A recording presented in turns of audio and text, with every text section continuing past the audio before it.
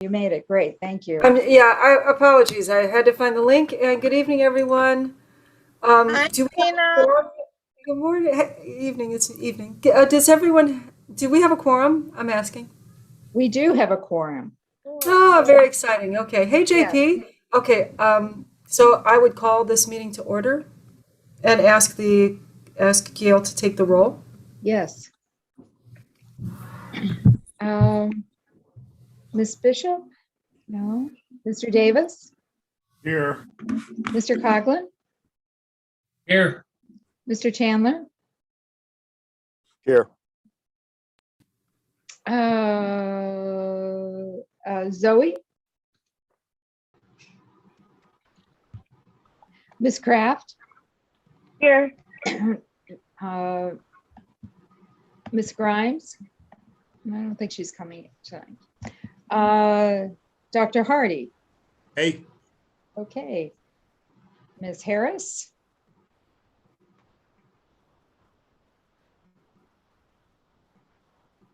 I'm here. Okay. And Mr. Henry? Here. Oh, yes. And Ms. Jaber? Here.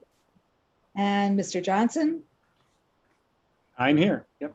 And Ms. Jones McLeod? McLeod, here. Thank you. And Ms. McQueen? Here. And Dr. Morrison? Here. And Mr. Murray? Here. And Mr. Poe? I'm here. And Ms. Sakamiya? Sakayama, I'm here. Thank you. And Miss Smithson? Yes, that's correct. I'm here. Thank you. And I know that Dr. Starks Turner is going to be a little bit late. She told me that. And Miss Steffens. I think she's trying to log in yet. So, okay. And Miss Parker, Dr. Parker. She might be a little bit late as well. Linda will be joining us. I've been Yes. multitasking with her right now on the phone. She should be here in a second. Okay, She's thank coming. you. She and I just finished another meeting. She's coming. Thank you. That's what she said. Yep. Well, Gail, I'm here, Janelle. And Janelle, thank you very much. Appreciate it. Well, that's certainly a quorum. Oh, yes. God bless. So wonderful. Thank you, Gail. Mhm. We need to approve the minutes. I would welcome a motion to approve the minutes from May 21st. It should be someone who was here, May.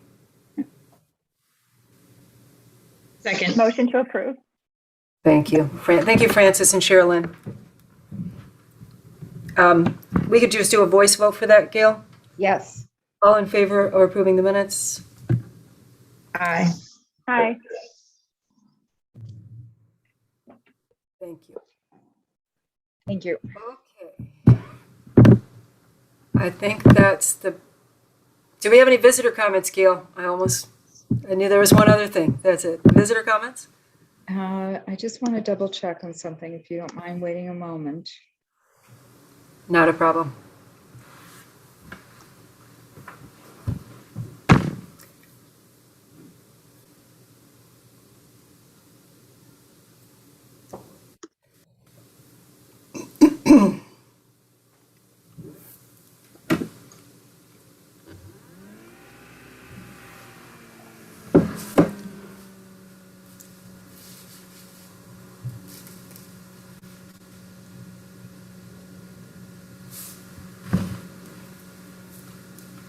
Just want to check one other thing.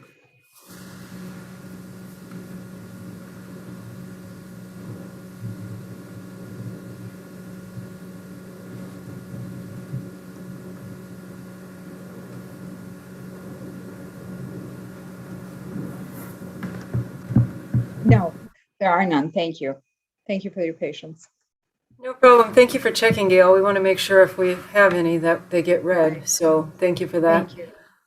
I am Gina Harris, and I'm on the D200 school board. For those of you who are relatively new to our committee, I want to say first, thank you so much for saying yes to being part of this committee.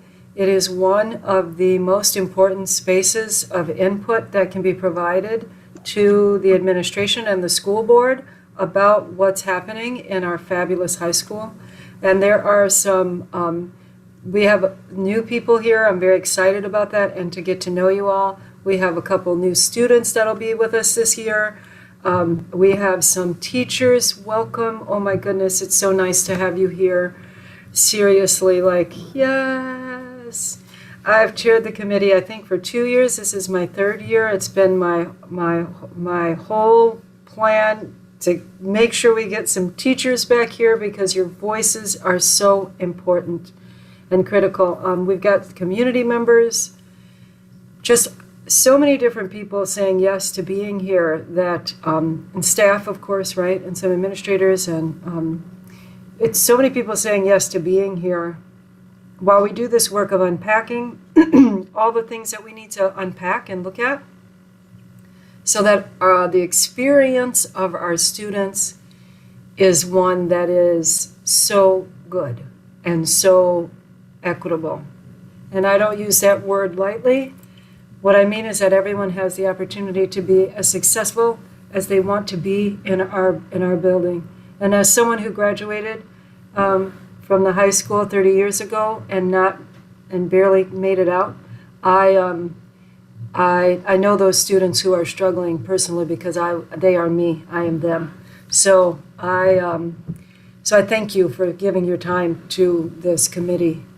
And typically what we've done in this committee is we usually start in circle. And as many of you know, I'm a circle facilitator, and it's important for our community to, oh, it's nice. Dr. Parker, your name is Greg Johnson right now, just so you know.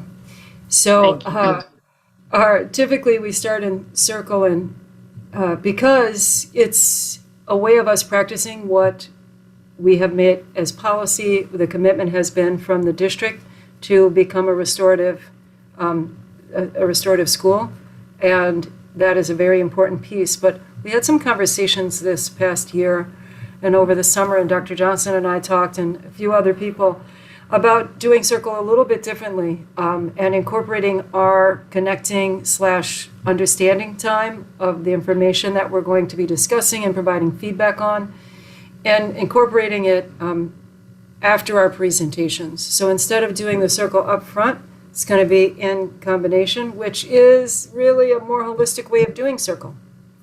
And no worries, Laura. If anybody has tech difficulties, just know that the pandemic is not over and we are still dealing with what we're dealing with. And so thank you for being here virtually.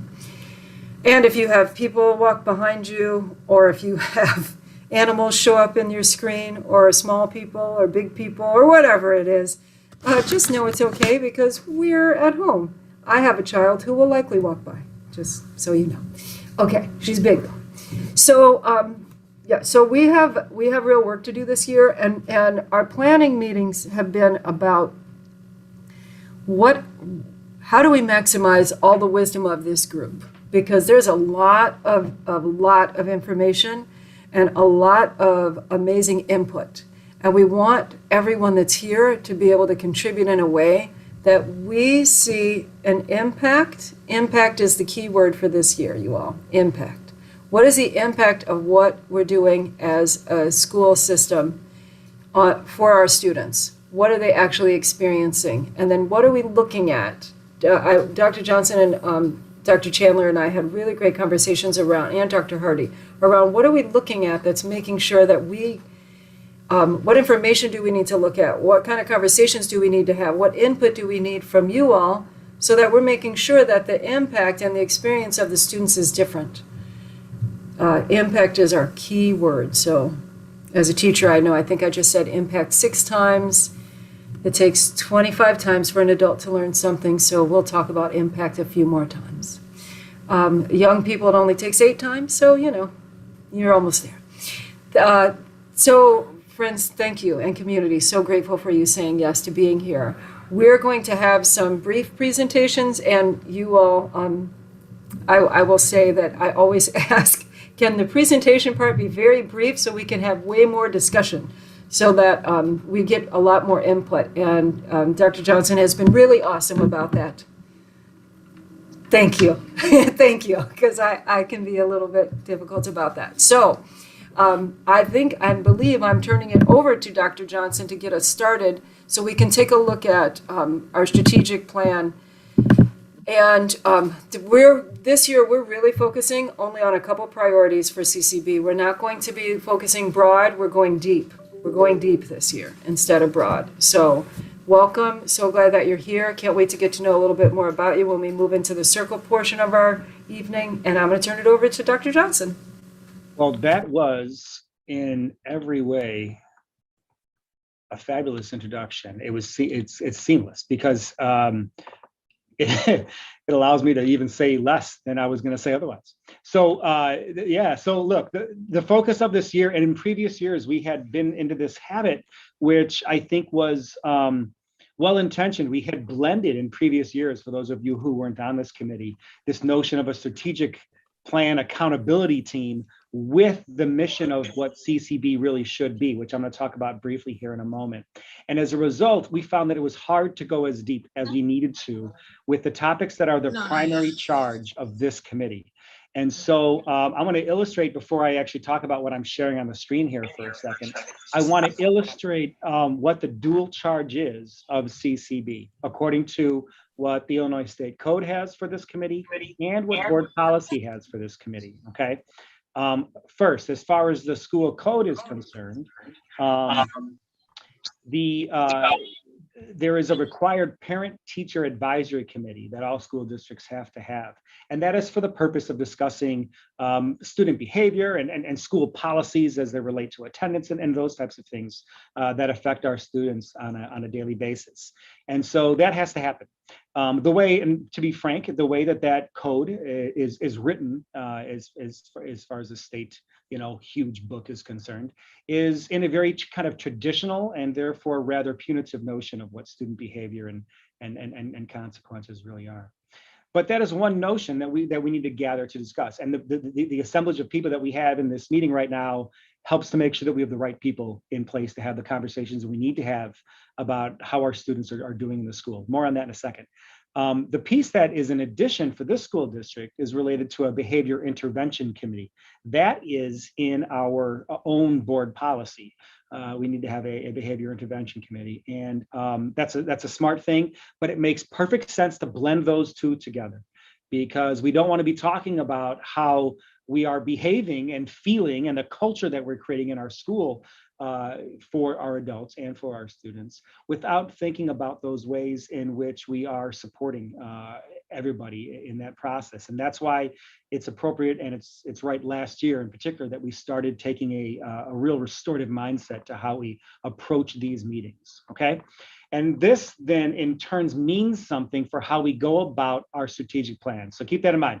We have two purposes here, right? The PTAC committee, Parent Teacher Advisory Committee, and the behavior intervention piece. Well, so what does that mean for how we think about the work in our school district and our strategic plan? I'm sharing with you something that our team is in the process of revising right now. We have a brand new administrative team and a lot of new roles, but I'm sharing with you a document that was last updated only last winter last January with our administrative team. And I'm really focusing on the two areas of our strategic plan that intersect with those two charges that we have for CCB, the PTAC again, and the behavior intervention piece. And so what is that?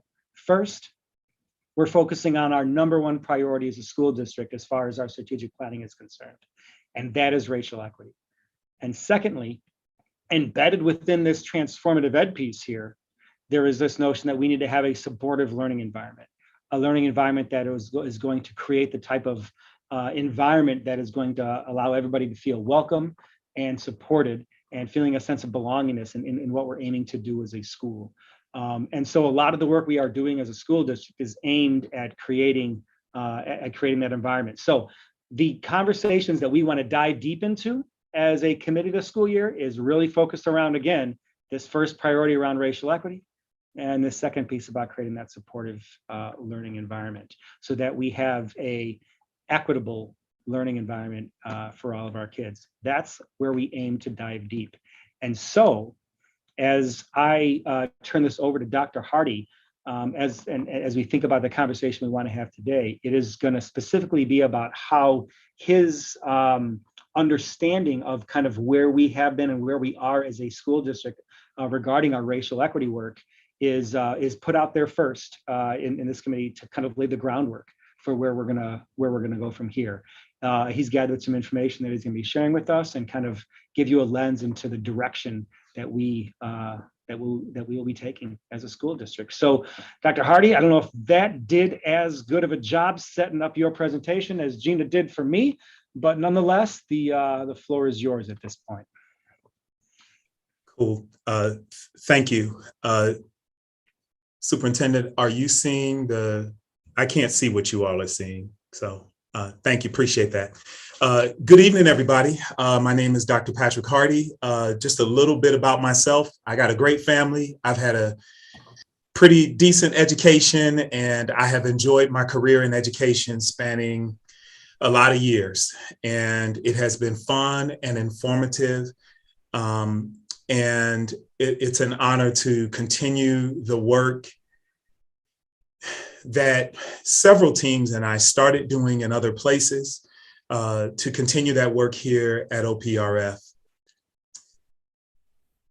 I truly believe, and I need you to understand this, that historically, public education in America is not designed to properly serve the students that it now serves.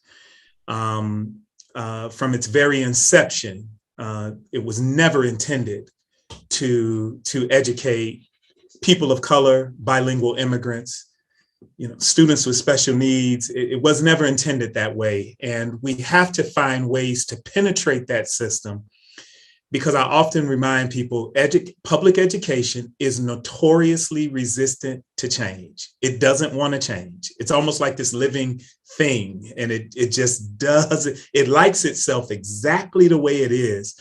And we have to find ways to penetrate that system and bring about some change so that it actually serves all people.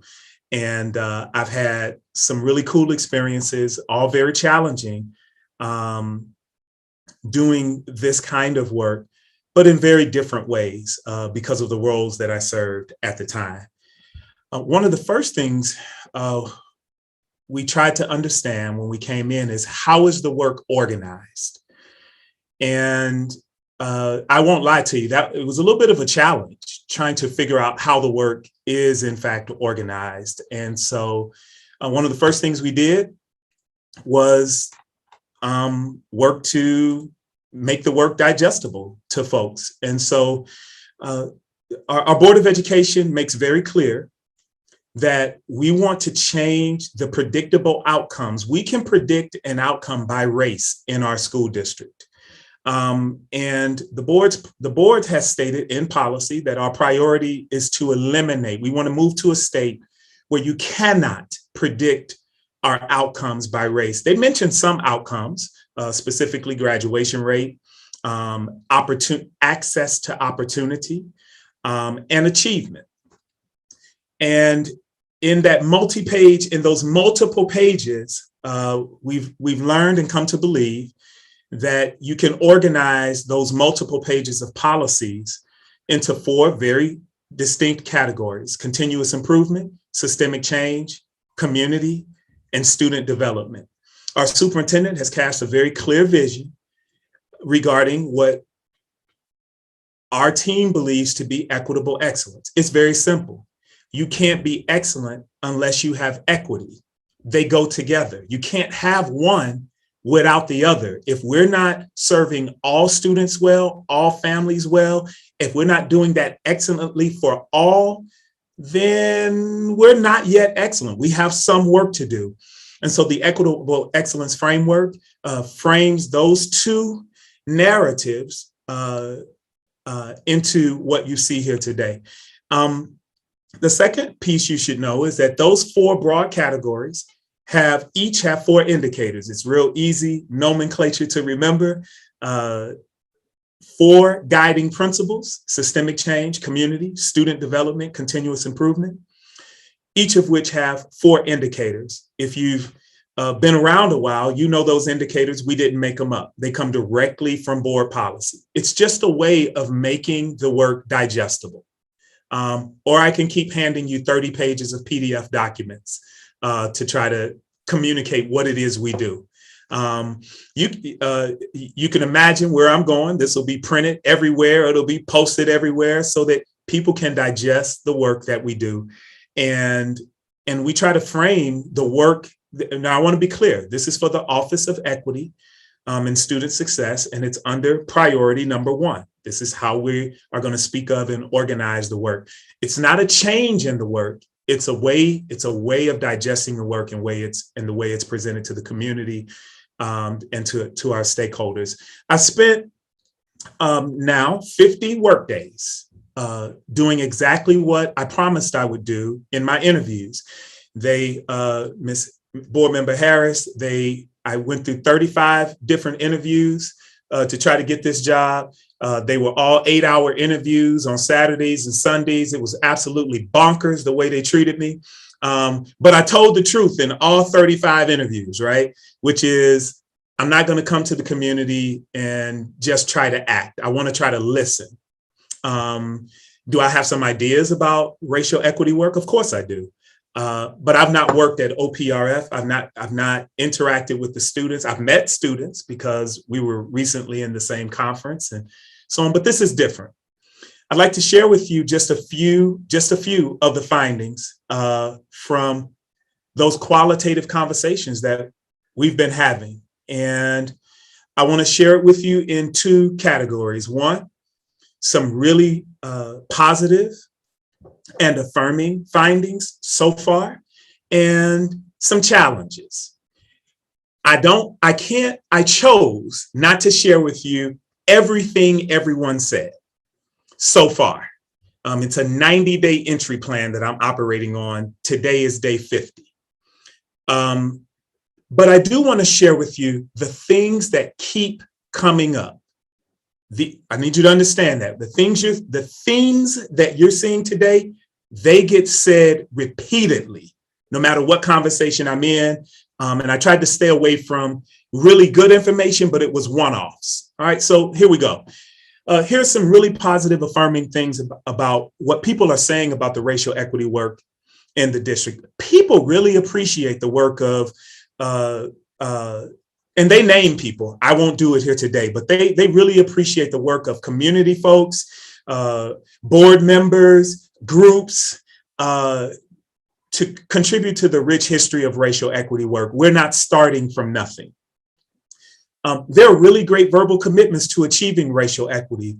This Board of Education, or whichever Board of Education, I don't want to overspeak, whichever Board of Education adopted, for example, policy 712 on racial equity, there are people in this community that understand that to be a courageous step, to say we're not just going to say it, we're going to do it in policy, and we're going to work hard to achievement. And there is some district level data analysis related to racial equity. Here's some interesting stuff for you. On some of those same notes, there are people that repeatedly state that we may be stagnated in the verbal, and I'm saying it lightly. They're pretty strong. We're stagnated in verbal, which is why they say we have really good verbal commitments. There are people amongst us who believe that we don't acknowledge enough and in a strong way, including interrupting and challenging the people in our community that don't really want racial equity. There are people around us that they don't really want it. Racial equity work is not institutionalized. We're still grinding a little bit. Some of the work, people believe, have been impacted by politics, and personalities. And there are people that believe that the work needs to evolve, but I have been warned, I don't know how many times, be careful, because some people hold the current work as sacred. And they're not going to even want to change what we currently do because they don't see a need for evolution. We don't need to go to that next place. It's very interesting, these conversations. By the way, some of these conversations have gone as long as 3 hours, listening to groups and people. One last slide for you. People appreciate, our stakeholders really appreciate the broad participation in the racial equity work. Some really great self-reflection. I want to be careful to say that was specific to the faculty and staff here. That was specific to the faculty and staff, as is the next one. There were some monthly opt-in options, not required, not mandatory, but people appreciated that on a monthly basis. Teachers in particular were opting in to do additional racial equity work. And people believe that the work is going to be sustained. They don't believe it's going to go away. All right, here's some challenges. There are some questions about whether we were actually conducting collaborative action research. That's a pretty specific use of words for care teams, collaborative action research teams. Admittedly, there's some tension that was created due to that stuff on the previous slide, personalities and politics. There's a good number of teachers that believe that the racial equity work is not yet connected to practice. They want to get their reflections connected to practice. People are wondering about momentum. It's very similar to that previous statement around being stagnated. And then this notion that the outcomes we're looking for are constantly a side conversation. What specific outcomes are we looking for? What are our direct efforts? They seem to be a side conversation. So here are 4 things we are working on as a result of some of our findings so far, and hopefully what we continue to find out in the coming days and weeks. We know we need to refine our Office of Equity and Student Success Department Improvement Plan. I just don't believe you operate without a vision. So this office will have a very clear vision and a plan. Secondly, we want to refine the racial equity professional learning, given some of the findings that we have so far. The word refine is used very intentionally. We need to examine our student programming and what we're doing there. And then, of course, outcomes. We got to get connected to the outcomes, whether that's the important work around understanding student experiences in our school, in our classroom, to everything's from high stakes testing to graduation rates, specifically named in board policy, discipline disparities, and so on. We have to get very specific and focused. We really do believe that as the PAC comes back together, our principal has named a very clear theme for the year. As the PAC comes back together, we have to get focused and determined. And so that's what we hope and believe will come out of that plan. Maybe I'll get to share some additional findings at some other point, but that's what we found so far. And I'm really honored that I'm a stranger to a lot of people. And the fact that they come into these spaces with me, the Oak Park Public Library, Starbucks, I can't think of the coffee shop that's right down, Fairgrounds, is that it? And they just talk to me, this guy they don't know, and really uncover themselves in these ways are really, really cool. Lastly, Ms. Harris, forgive me for just throwing one more thing in so that you know where we're going next. School just started. We chose not to pull student and parent groups as school was just starting. We are obviously all very inundated. So we do have some parent groups that we're going to talk to, and we have some specific student groups that we want to talk to. But we obviously, I'm an educator, folks. I know better than to do that in the first couple of weeks of school. They need to go to school, and they need to be focused on that and get into their routines. And so that's what some of the remaining days will be. And I'm looking forward to that. And I'm hoping to get the same type of honesty. Thank you, Ms. Harris, for giving me a chance just to introduce myself and to give an update after just a few weeks on the job. Thank you all very much. Thank you so much, Dr. Hardy. And thank you, Dr. Johnson. I want to, so many things I want to say, but I really want to get your voices in the room, and I want us to get to know each other, because since we made a commitment to hang out together for at least one night a month for the next 9 months for the rest of the school year, it's it's important that we have the opportunity to do that. And we have some agreements that we typically use when we're together. But I'm gonna ask that we create some agreements together too.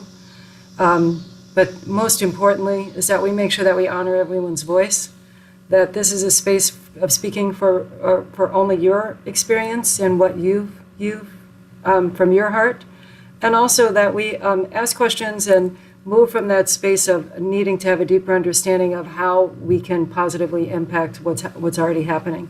So much good information. When I saw the Equitable Excellence Framework, I thought people need to see this and understand how we actually move through that. And I also want to throw in here that we need to talk more about all the teachers and the staff, the education support professionals in the building who are actually doing that work on a daily basis. Like so much is happening. So so what I want to do is open us up to circle, and I would love, okay, Zoe and Caspian, I always like to start with the students, but I don't want you to feel on the spot, but just know that your voice has precedence here, like it's the most important voice in the space, you and Zoe. And so if you would like to go first, I would love for you to go first, but if you're, I'm going to leave that up to you. The thing that we're going to do on this opening round is to say who you are and why you said yes to CCB. And then if you have a question about what was presented, we would love to hear that. And Dr. Hardy and Dr. Johnson, can you collect those questions? And then maybe we can talk about those after we do the first round. That would be great. So Caspian or Zoe, are you cool to get us started? Awesome. Okay, thank you, Zoe. And it's just a little hard to see you, Zoe. Can you tilt your camera a little? Thank you. I'm Zoe. I joined the Culture, Climate, and Behavior Committee because I thought it would be important that I learn about what was going on inside the school and how I could help. And I didn't really have any questions about the findings. Thank you so much. Caspian? Hi, I'm Caspian. I'm a freshman this year, just starting out at high school. So I was offered by Ms. Harris from middle school to join this committee because of some art I made last year. And just for that reason, I just thought it would be a really cool idea to join a really school involved thing that could be, I guess, kind of on the inside for something that I did. That's pretty much it. Thanks, Caspian. You don't have any questions for them on that first? No? Nope, no questions. Okay, awesome. I'm going to go to, is it Sana or Sana? It's Sana. Thank you. Sana. Thank you, Sana. I'm Sana. I'm a math teacher and an instructional coach at OP, and I chose to participate in CCB because I feel like our administration has changed a lot over the course of the past year. And so I'm looking forward to partner with them to moving the school forward. And I did not have any questions just yet. Thank you, Sana. JP, I'm going on my screen order. Hi, I'm JP Coughlin. I'm a OPRF graduate, 1997, getting old. It's my 18th year working in the building. I joined the committee because I'm really passionate about the environment that my students learn in. I especially want to thank Caspian and Zoe for joining us. I've been on many, many committees here at the high school. In any committee we have student voice is like 1,000 times better than committees that we don't. So thank you for joining us. I'm really excited to be a part of this. Thanks, JP. Orson. Hi, everybody. My name is Orson Morrison. I'm a psychologist, community partner. I do some care coordination work now with the high school this year, as well as D97. We're doing a large project in providing behavioral health services and care coordination. I'm also an Oak Park River Forest parent. So my son is a sophomore there this year, which kind of feels like his first year in high school. But really excited about the opportunity to be a part of this committee. I'm very passionate about equity issues and trying to create a system of support for our kids, our faculty, our staff, and our parents to really thrive. Thanks, Orson. Kabrib. Hello, everyone. Kabrib Henry. I'm a board member, newly elected this year. This is my third year on CCB, I believe. And I decided to stay on the board of this committee, even though, because I really think the work is, I know this work is very important to the school, to the students, and just want to keep making the positive impact we've been doing for the past couple of years. I'm really excited about this year, what we're doing. Dr. Hardy, you're a great addition. I'm really excited to see what you will do this year as far as moving equity forward at the school. And welcome all the new people. Thanks, Kabrib. Sherilyn. Good evening, everyone. Sherilyn McLeod. I am the trauma-informed interventionist for our school, D200. I'm also a parent of a freshman student coming from Julian, and my son just graduated. So I returned to CCB because it is kind of a refresher for me month to month. Sometimes my work in particular can get daunting. There's a lot to do building this program from the ground up, but coming to this committee allows me to hear all the wonderful things that we're doing, hash out some of the things, some of the work here, and receive feedback on the work that we're doing. And so it usually gives me a breath of fresh air, like, okay, a little more wind in my sails, I can keep moving. I'm very excited about the folks that have joined and the folks that have returned, and looking forward to this year. Thanks, Sherilyn. Patrick. Hi, everybody. I'm sorry, not Hardy, not Dr. Hardy. Oh, Patrick okay. Poe. Thank you. You're the right one, yes. Hi, everybody. My name is Patrick Poe. I'm the campus safety supervisor at OPRF, particularly responsible for after-school safety. I was asked to join the committee, but I didn't know anything about the work to be done. So me being who I am, I did my research.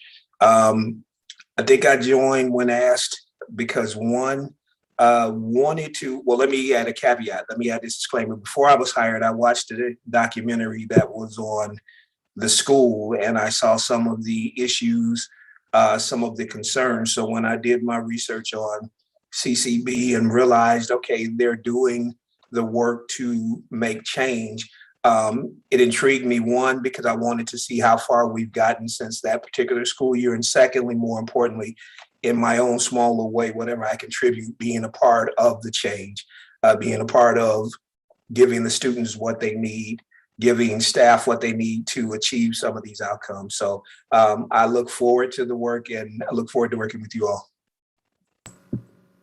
Thank you, Patrick. I'll have to delineate now that we have two Patricks in the room. Francis? Thanks, Gina. I'm Frances Kraft. I was a fifth grade teacher in D97 for 5 years, came to teaching very late in life. I have two daughters who graduated from OPRF. They're young adults now. Let's see, I joined because Gina asked me to, and I always say yes to Gina, no matter what. I just know say yes, it's gonna be good. And that speaks to relationships. I really put relationships above everything else. This is my third year. I really have found it to be the only committee that I've ever been a part of where the blend of voices, just that's where the impact is going to come from. Having students and seeing teachers here this year, and staff and community and admin, I'm feeling so happy. And Dr. Hardy, oh my gosh, your presentation. I am so happy to meet you tonight. I'm really excited to have you here. Thanks, Francis. Susan? Hello, everybody. I'm sorry for joining late tonight. So good to be here. And I'm a retired social worker, been retired for about 5 years. I was in the field of, I basically did my career in child welfare. And really since the age of 10, when I was inspired by Dr. King during the civil rights movement, watching TV, seeing what was going on in the South. Then having a mother who went back to get her degree and was doing work in the Boston public schools during helping them with the busing situation in the 60s. I was exposed, and also from I was exposed to what was happening in the 60s around civil rights. And also from a religious point of view, I'm Jewish, and we were all slaves in Egypt. So I grew up with a consciousness, what I call a minority consciousness, being a Jew in the 50s post-Holocaust, and identified with at an early age with what was happening in our country around race. So Susan, what brought you back to CCB this year? Yes, so what brought me back to CCB was my ongoing commitment to connect with my community around racial equity. And I believe the youth are our future. And I get so much from being here and listening and participating as I can, as I see, as I'm called to speak. So thank you, and it's an honor to be here. And I am always inspired and uplifted from the conversations. Thank you, Susan. Melanie.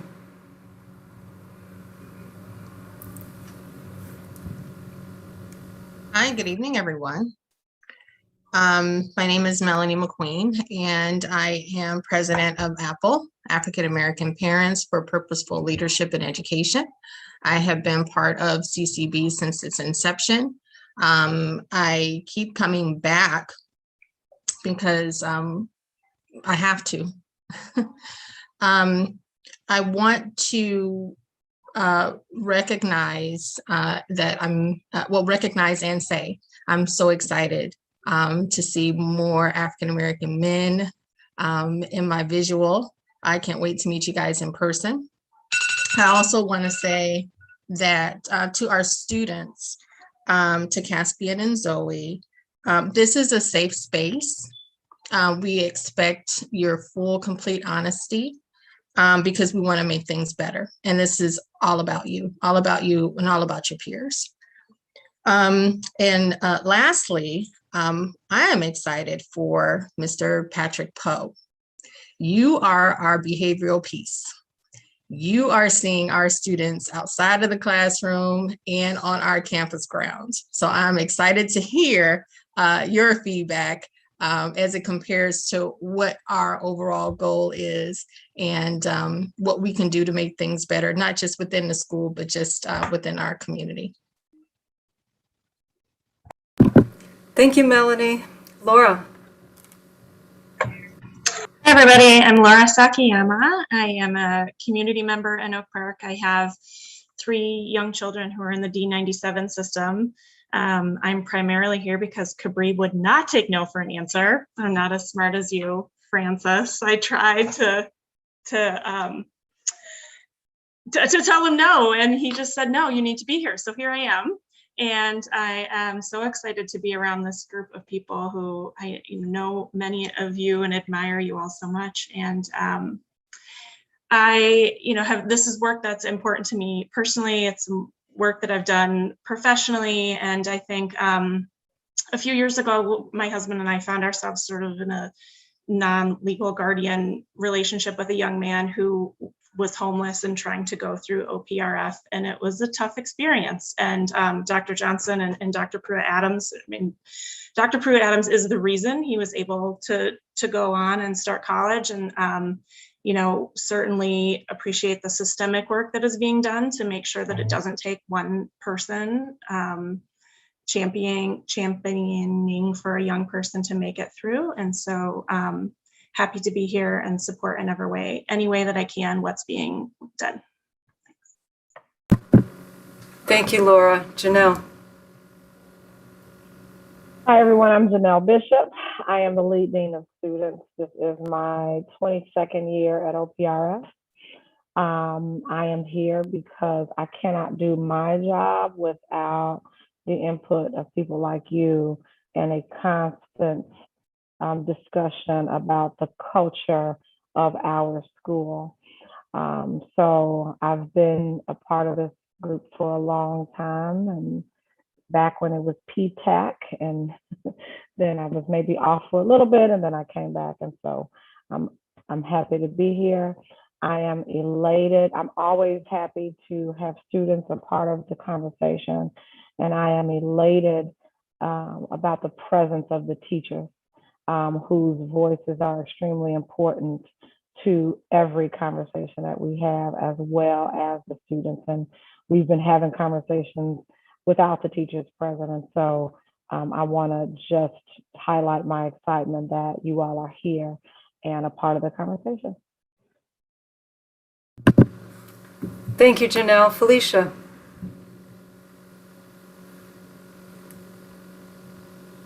Hello, everyone. My name is Felicia Starks Turner. I am the Associate Superintendent for District 97, and I also have a daughter who is a junior at OPRF.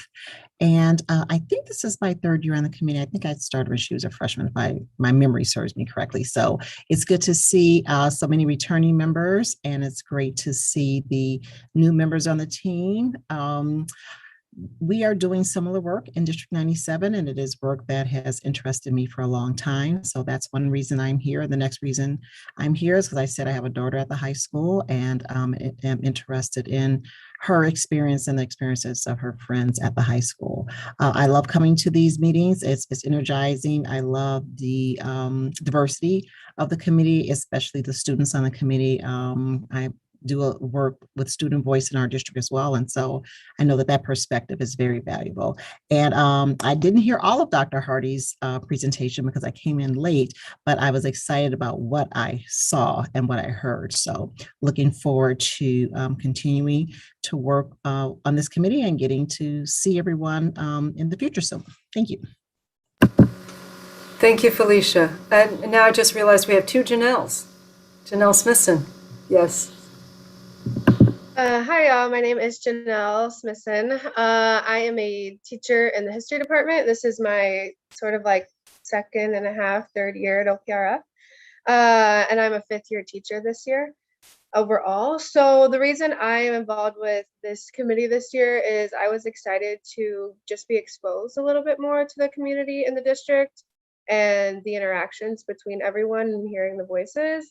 And this is the type of work I like to lead with in my classroom. And so ensuring that I'm doing that work as well as getting perspective from the outside, I think this is going to be a brilliant way to do that. I look 16, not quite 27, but so thank you so much for having me. And I'm looking forward to what this year brings.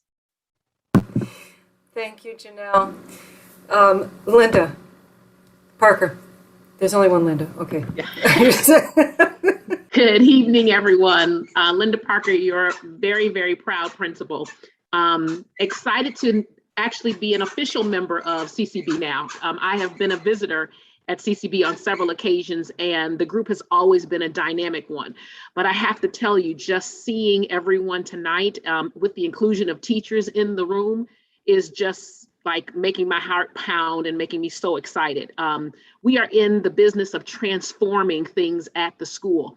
And I'm happy to say that there's a lot of faces I see tonight that I've already worked with, and I know the power and your passion behind the work, which makes me excited about the work we're going to be able to get done this year in CCB. I'm going to share with you something that our president of student council told me last week. when we were going back and forth about just handling things from the football game and all. And she's like, Ms. Parker, change is hard for people, but they'll be okay. And she was telling us to just keep pressing forward. And she was telling me, don't worry about those. It's going to be fine. And I was like, oh, that's the voice of the students who at times, like that is where you can get the big work done, because the kids are so flexible and so resilient and so wanting to see the things that we're doing come to fruition, that it's important that we all work together with them to make that happen. And so I encourage all of you, because I know that you've been in the fight for a long time, as some of you have said, even in your introduction, like to keep the hope, because it's the hope that continues to drive us forward and know that change can occur.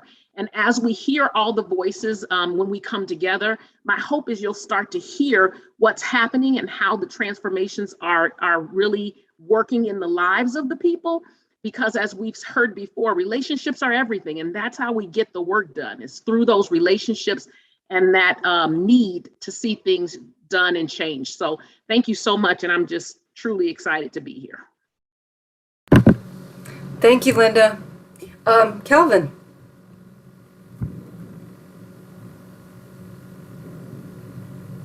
Hello, Cal Davis here. First of all, I want to welcome the youth. You're signed to about a 2 or 3 year contract, so don't think you're done after this year, because we need you to tell us that we're progressing as you move into your upperclassmen years, you graduate and things like that. That's number one. Number two, I'm from Maywood, born and bred. I got family at Proviso East. I got friends at Proviso East. Mr. Hardy, your rep is tight, okay? And I'm getting a lot of slack from them because they say we stole you from Proviso. So welcome. No love lost though. Don't hate the player, hate the game. I am on the school board in River Forest for District 90. I have a junior at OPRF. I have a 5th grader at Roosevelt. I'm happy to be here for the diverse group, the open conversation, and the goal to solve problems and make a difference. That's it. Thank you. Thanks, Cal. And I think we have one more, Lincoln. Hi, everyone. Good afternoon. Good evening. Good evening. My name is Lincoln Chandler. I've had the honor of working with the district for, I want to say, maybe 7 or 8 years now. And I've been involved with CCB as a facilitator since its inception. And what keeps me coming back is that it has given me, it's just been a thrill and an honor to watch the evolution of this group. Over the past several years, I got an opportunity to talk with Dr. Hardy before he gave his presentation. And I'm just excited by the fact that we recognize that there is work to do, but we have leadership that is willing to do it and not just talk about it, but be about it, so to speak. So the fact that there's real action and intentionality around the leadership, and this is a space where we can get a real inclusive, rich conversation going around what action steps need to be taken, keeps me coming back. So welcome back to those who were there before. Welcome to the folks who are new, and I look forward to learning from you and working with you. Thank you, Lincoln. We have 2 people in the space that I know if I say Gail, she's not going to want to say anything, but Gail is here, and so is Lisa. And so I just want to acknowledge them both. They're doing all manner of work that needs to support what we're able to do.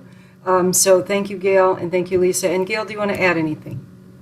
Just that I have just really enjoyed all of the years being a part of this and seeing how warm and welcoming it is ever becoming, this committee. Thank you, Gina. Thanks, Gail. Lisa?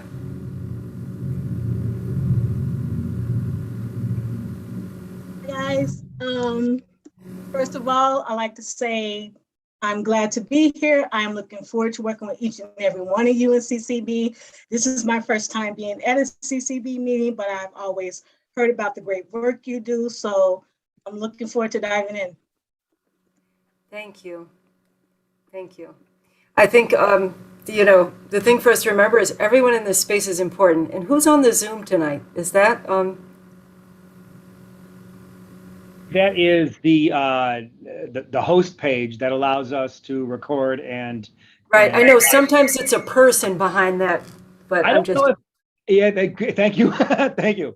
Look at me giving a technical answer. How horrible. I don't believe, I don't know if Ed Peng is the guy who helped us set us up. I don't know if he's actively behind it right now. So Ed, by any chance, are you there, buddy?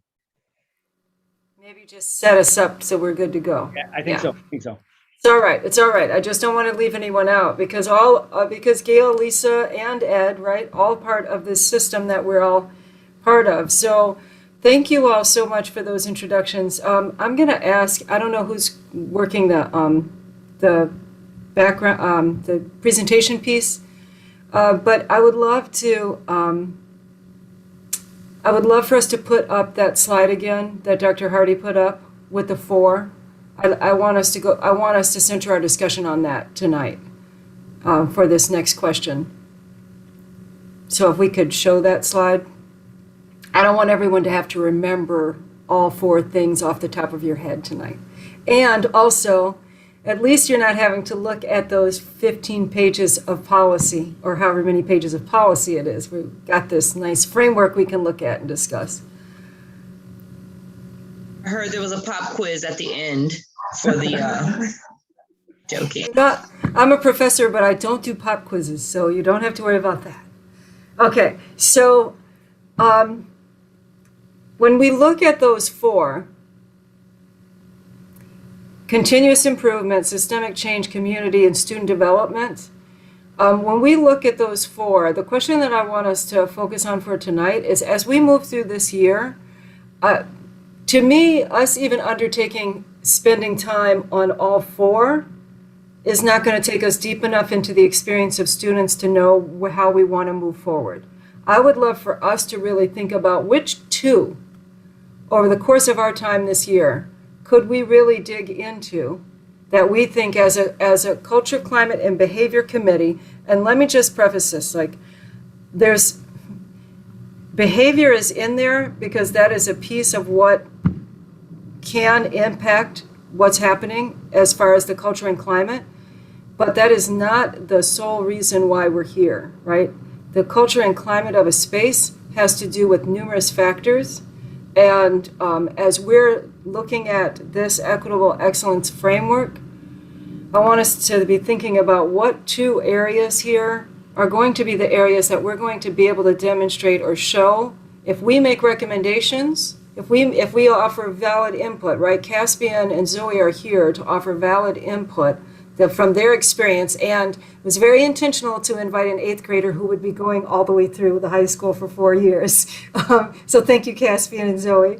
And there's a couple more that I've invited that are incoming freshmen this year, and I know that Dr. Johnson has some students that he meets with as well. But the piece of which 2, right? Which 2 do you feel like we could really spend some time providing feedback on that would drive what Dr. Hardy put in his presentation, outcomes, outcomes, outcomes, which for me also means impact, impact, impact, so that students are having a different experience. So I'm going to go back around. I wrote down our same order, and so I want to go back around again, and if there were 2, if you could let us know, which 2 do you feel, and it's okay if we're all over the place. We can work on that later, but just wanting to hear from you, which 2? And if we need to, I don't know how big it is on your screen, but if you can see the breakdown of the subgroups within each one. So it looks at I'm looking at people who look like they're looking intently at the screen to see which one and what's in those subgroups there. So thank you for taking time to do that.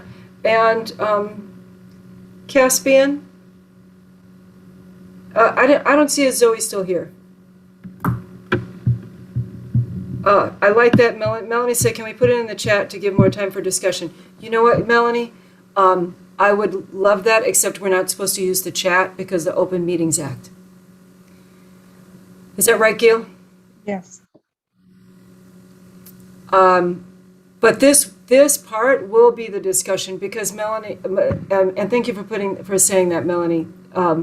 As we start to identify which areas we really want to sink into, our next meeting, we're going to spend more time in discussion around those areas, hopefully getting some more, so not everyone is as in-depth with the data and information that we already have.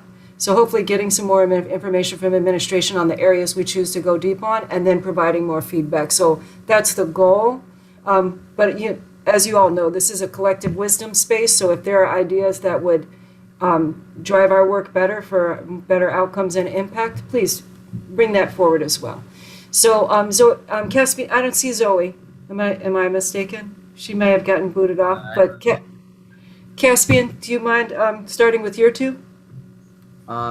Sure. I would definitely fit in the student development category. Two that I think would fit me would be culturally responsive and relevant teaching and learning, and engaged and inspired learners. How many of the other ones fit me, seeing as how I'm not really a teacher or a professor, and then that's my input. Thank you so much. Sana, did I say it right? Yeah, Sana, thank you so much. Good, okay. I am thinking systemic change and student development. Would you like us to elaborate or just name the two? No, please go ahead. Go ahead. We still have like 27 minutes, so I feel like we've got plenty of time. Okay. I'm thinking systemic change, and what's standing out for me is just equitable practices, procedures, and programs. And also for student development, I know, the school is focusing on a shift in terms of even just teacher professional development on culturally responsive and relevant teaching and learning. And so that's teachers' direct impact on students in the classrooms. Thank you, Sana. JP. Pick two. This is a challenge. I would say systemic change. The idea of equitable practices, procedures, and programs, and then the student development. That culture responsive and relevant teaching and learning really hits me because as a history teacher and as a white male, history is written for me often. And I know in our department, we're really trying to tackle that daily, not have a bit piece here and there, but we're trying to, attack that model daily and try to have students see themselves in their learning. So, I'll go with those two. Thank you. Thanks, JP. Orson.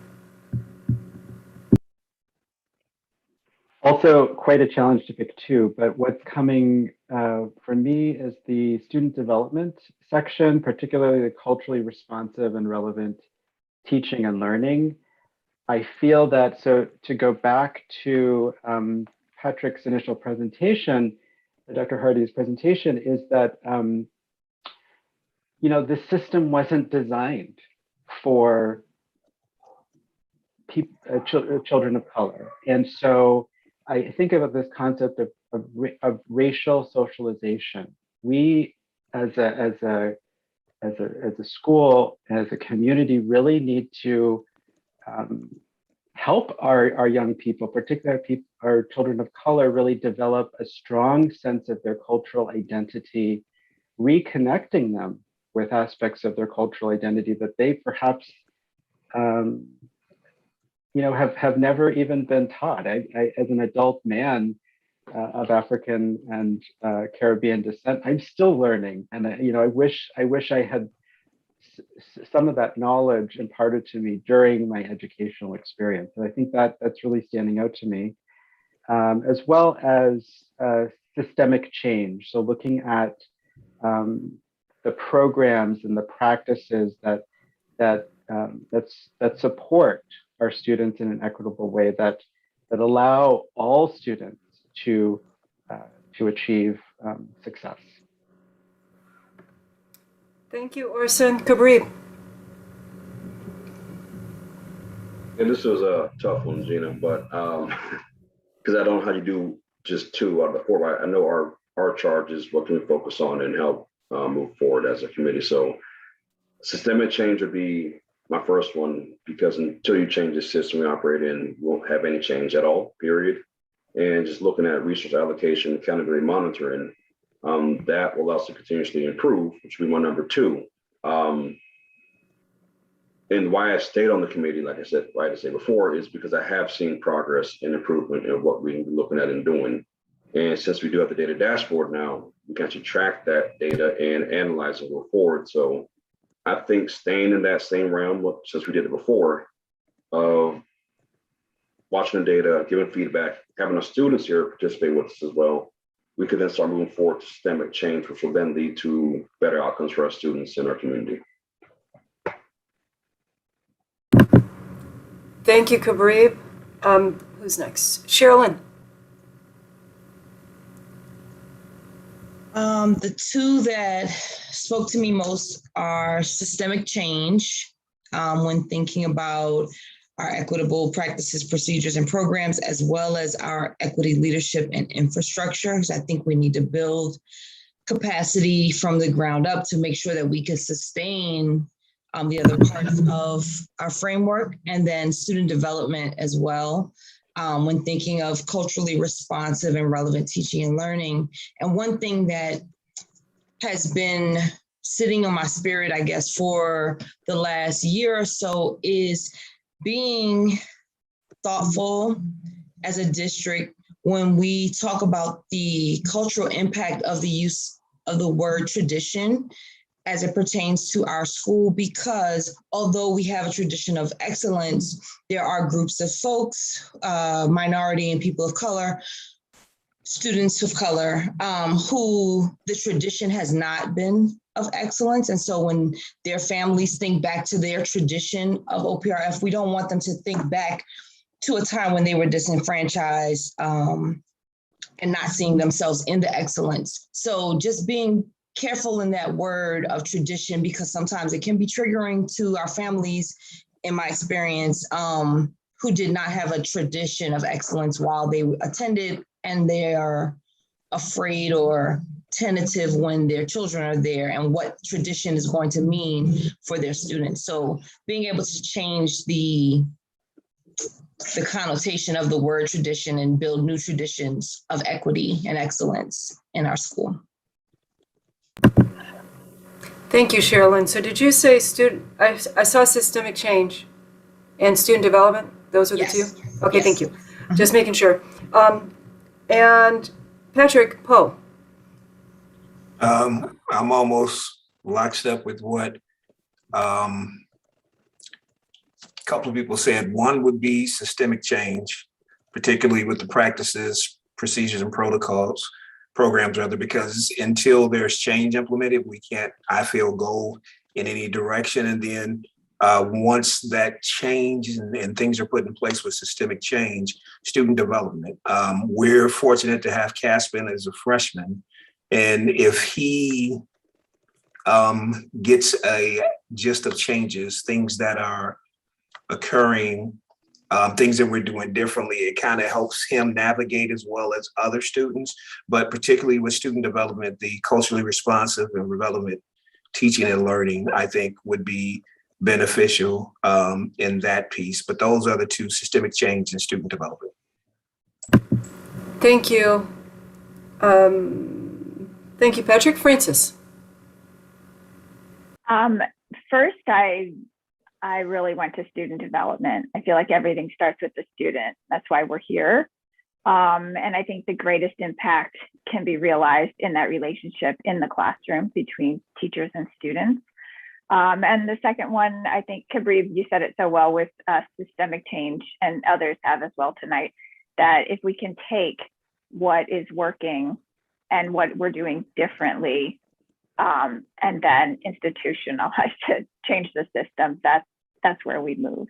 So those two, student development and systemic change. Thanks, Francis. Susan. Well, I'm going to echo what many have said in choosing systemic change and student development.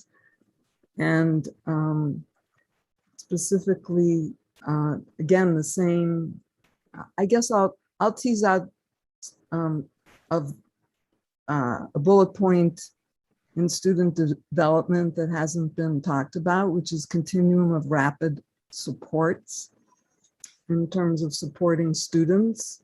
And the rapid part seems really important to me, as well as the support part. And then on systemic change, the thing I want to bring to the surface too, because it hasn't been mentioned, is resource allocation.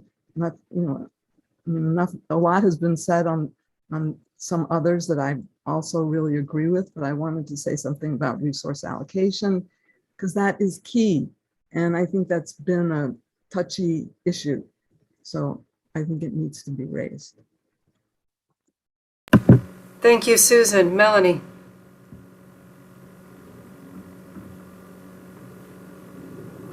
Hi, thank you for that, Susan. I was writing that down, resource allocation.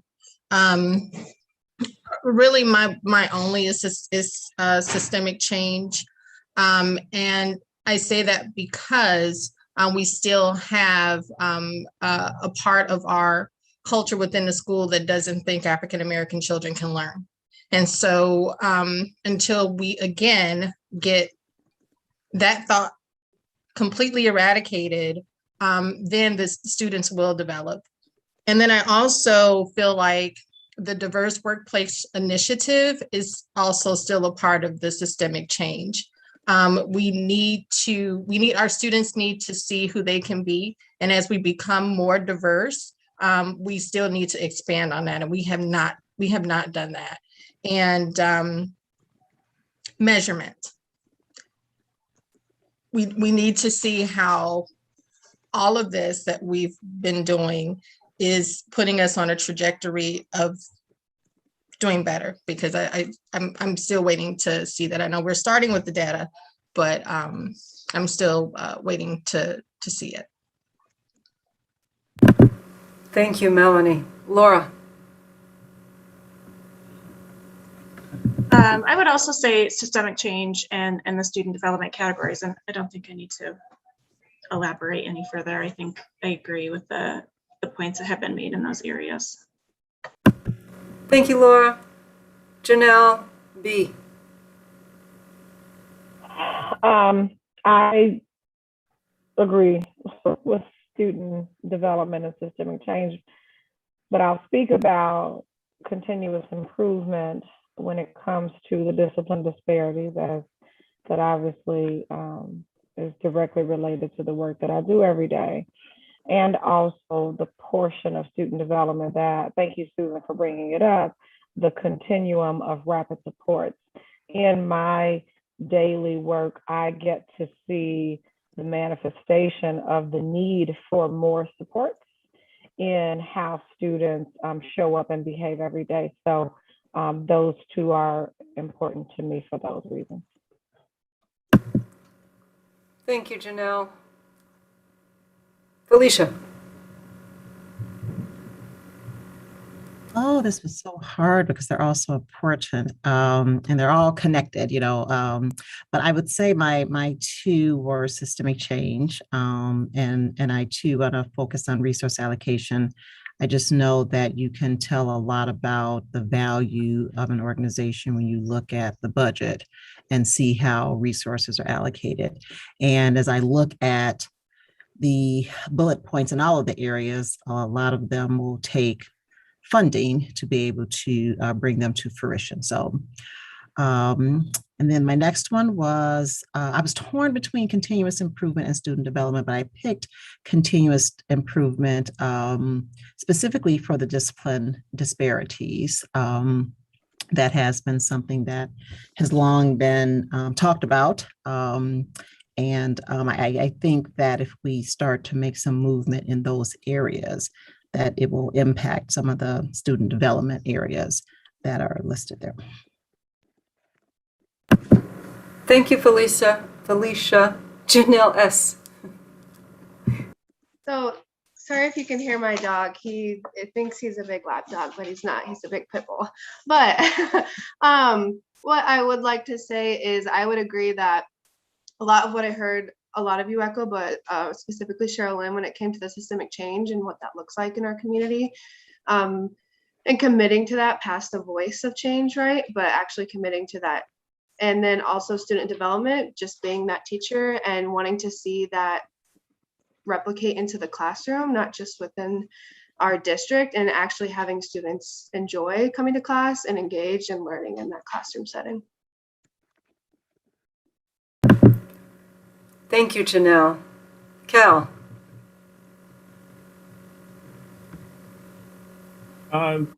Definitely student development.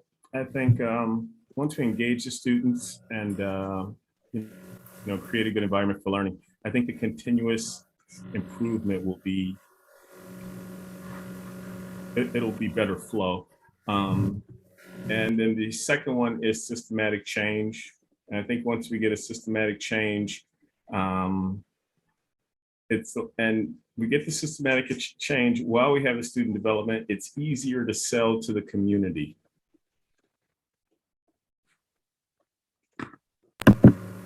Thank you, Cal. Lincoln. I like it all. Let me see. I am looking at systemic. Hold on. I'm looking at systemic change, primarily the equitable practices and the resource allocation, because I do think that investment says a lot about action, so to speak. And then I would also look at continuous improvement, in particular, the equity data analysis and the discipline disparities. To me, those things are linked. Thank you. Thanks, Lincoln. I think that was everyone on the committee that's not like Dr. Johnson or Dr. Parker or Dr. Hardy. And I'll weigh in too. The continuous improvement was the one that stood out for me as well. And also is very hard, right? But student development, the relevant teaching and learning and the supports. But the one that stuck out for me the most is how can we impact and support engaged and inspired learners? Right? What's needing to happen that learners feel engaged and inspired? It's been a long day. Talking is almost done now. So thank you all so much for that. What's great is we'll have some really outstanding notes about all of those areas of what everyone focused on. And I don't know, Greg, do you want to add anything there? I was thinking about the conversation as it was unfolding, and I really appreciate it's interesting how a conversation like this evolves. As you hear kind of the voices kind of build on and kind of grow with one another. And clearly the consensus in the group, right, the majority of the group is talking about systemic change and student development. But what's so clear about the conversation as it unfolded is that we need to be focusing on how we are kind of tracking that progress. If we're going to be talking about systemic change, we need to talk about how we're knowing that we are focused on this. About halfway through the conversation, somebody brought up resource allocation, and then yeah, that's right. That got a lot of dings as the conversation unfolded. Near the end, somebody brought up, I think it was Lincoln, and not a surprise for those of you who've been on the committee and have heard Lincoln talk, but he brought up equity data analysis. And it's really hard to be able to know if we in fact are making systemic change, if we aren't taking a look at how our data is there. And that's kind of reflected in the monitoring piece that is identified in systemic change. So I think that based off of these conversations, I think we kind of have to synthesize them together, and we'll be able to figure out kind of a coherent path for moving forward. Yeah, I guess that's a good summary of the conversation. But I don't know if Patrick or Dr. Hardy or Linda want to say anything at this point as well. I don't want to leave you out of here. I just wanted to add one piece because I actually was in agreement with the perspectives that were given.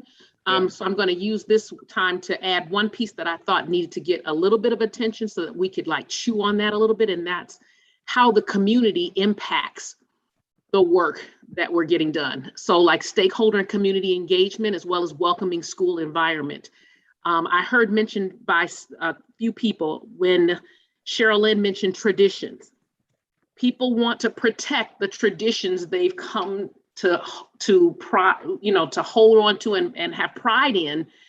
And it's not often meant to be at the expense of other people, but they may not be as aware of how it's affecting other people that weren't included as those systems were created in the past. And I heard Calvin Davis mention a way of making sure the community could buy into the work that was being done if we were focused on like the systemic change. I think we just need to make sure that we're doing things to bring the group along that is community so that they feel a part of it and don't feel as though they need to fight it or push back on it, so that we stay in this place of just talking about it, but not able to move on the work that we know is so important to do. And so that is going to take some courage, because we have to confront the fact that this may be not for a group of people unintentionally, but we've got to address that so that we can move through it and punch through it. So I think that's going to demand some of our attention. Thanks, Linda. Dr. Hardy, did you want to add anything? Nothing more about the discussion. There was one thing that everything was important. There was one thing that stuck out to me because it triggered something. And that was when the Right Reverend Apostle Bishop Melanie McQueen started preaching about the notion of actually believing that students of color, now she said African-American students, and I 100% agree, but students of color can actually learn. And Ms. Harris, there were two things that came to my mind as to why that's so important. Number one, guidance counselor Ms. Childs told me I would never go to college, that I was not smart enough, and that I would not get into the college that I got into because that was a premier college for Black students, and I wasn't smart enough to get in. And I will make it my life's business to name her every chance I get as a part of my testimony, because she did exactly what Ms. McQueen did. She looked at me and didn't see any opportunity for anything. And by the way, Ms. Harris, that day was the only fight I ever got into in high school. I got into a fist fight minutes later. All of y'all know what that was about. He approached me I had just gotten crushed. And he wanted to talk about basketball that just happened in PE 2 periods earlier, because he scored on me. And so that's so hugely important. Then the second one about someone that's way more important to me, you all may remember a section from Malcolm X's autobiography where he was Malcolm Little in 4th grade. And if you remember, the 4th grade teacher asked him what he wanted to be. He said a lawyer. And because we're a little more sensitive these days, I won't say the N word, but the teacher, Mr. Petrowski, I think is what his name or something like that, told him, an N word can't be a lawyer. Why don't you work with your hands and be a carpenter? What we see walking in the door matters. Like, it matters big time. And I'm looking forward to challenging some of those mindsets. I'm not gonna like doing it. Don't ask me if I like the job, right? I'm not gonna like doing it because we shouldn't have to, but we're gonna do it because what you see walking in the door, it matters tremendously. I've experienced it in my own life right there on the south side of Chicago. It wasn't far away either.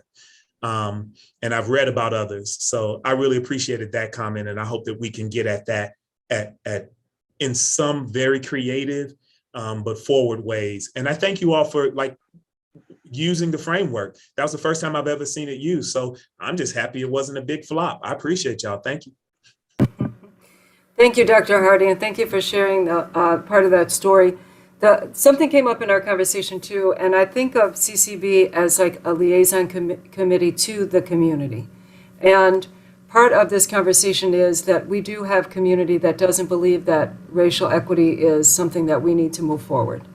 Not only do we have community that doesn't believe that it needs to move forward, they feel like because we're talking and discussing racial equity, that it has nothing to do with white students, and that we are negating them because of this. That is a pervasive belief that is absolutely false. And when we talk about racial equity, we're talking about everyone having what they need, and no one is excluded in that conversation. And it's part of our work as a committee is to ensure that the rest of our community understands that. That's part of our work, is to be relaying that message that this effort that we're setting about to thank you all so much for all that input on all those spaces, that this work that we're going to provide feedback on is work that's going to improve the culture and climate for the entire building, and that includes white students. They're not excluded from this. But as Dr. Hardy said, the system was not created for students of color, so what do we need to be doing? So thank you all so much for your time tonight. We have 3 minutes, and I would welcome a motion to adjourn from anyone. Can I make one shameless plug really quickly? Please, Sherilyn, go right ahead. Today, we rolled out our attitudes around trauma-informed care survey, and it was sent to board members as well as teachers and faculty. So if you receive the link, please try and submit your responses as soon as possible so we can close our study and begin to get results back. Thank you so much. Have a great night. Thank you so much, Sherilyn. And more, please. Yes, please go ahead, Melanie. Of course. As we're talking about racial equity, I just want us to remember our last conversation in that I'm always up for great conversation, but that's not the point of our coming together. It's just to have great conversation, but that we are putting in action post these conversations. And I would love it if we could have some conversation over support for our COVID-19 students that are that come in contact or are positive. Thank you so much, Melanie, because action is a big piece of what we're here to do, right? To make sure that there's some action on the back end of all of our conversations. It's not just talking to talk, because we talk enough.